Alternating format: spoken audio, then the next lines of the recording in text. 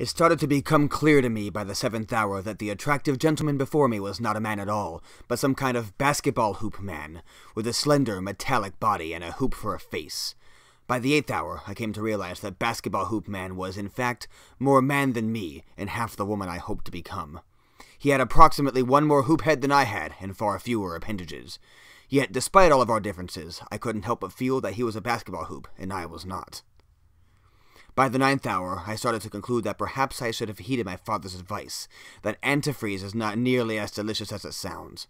By hour 10, I was almost certain that I had found the answer to the age-old question of what would happen if you drank an entire bottle of antifreeze because you thought it would make you a better e-gamer. And by hour 11, people took me even less seriously than before, questioning both my credentials as an e-gamer and an e-athlete. The referee's whistle drew our attention back to the game's outcome. I had hit basketball hoop man in the hoop by accident. He seemed unfazed by the incident, but I could tell that I had hurt him emotionally. The ref declared the game a draw, and I went back to the locker room to chat with the boys. I grabbed a bottle of antifreeze to rehydrate and wash the taste of antifreeze out of my mouth.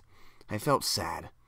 As I slumped against the locker, the team approached me from behind in a circle, linked arms, and chanted, "Please don't let him die." It was at that moment I knew something wasn't right. Basketball hoop man was nowhere to be found. I began to worry that the effects of the antifreeze would never materialize, and wondered if I got a bad batch. I went over to the bathroom sink to wash my face. I took one look in the mirror, but I did not recognize the reflection as my own.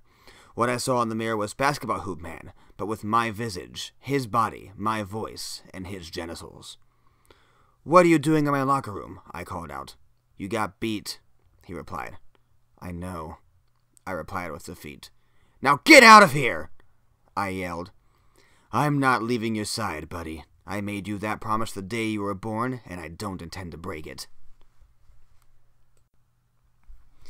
"Just please go. I'm not okay," I shouted. "I know you're not, but you will be. I promise." I smiled and felt a tear roll down my cheek. "I really miss you, Dad. It's been hard without you here." "I know, but I've always been there for you. You have to know that." "I do."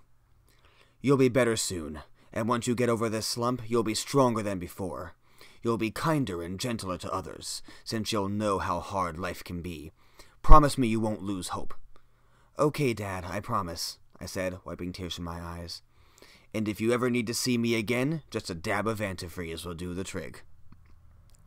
As I walked out into the twilight of twilight, a glint of gold caught my eye, and I saw that, somehow, instead of a basketball hoop standing before me, it had turned into a beautiful, golden basketball hoop.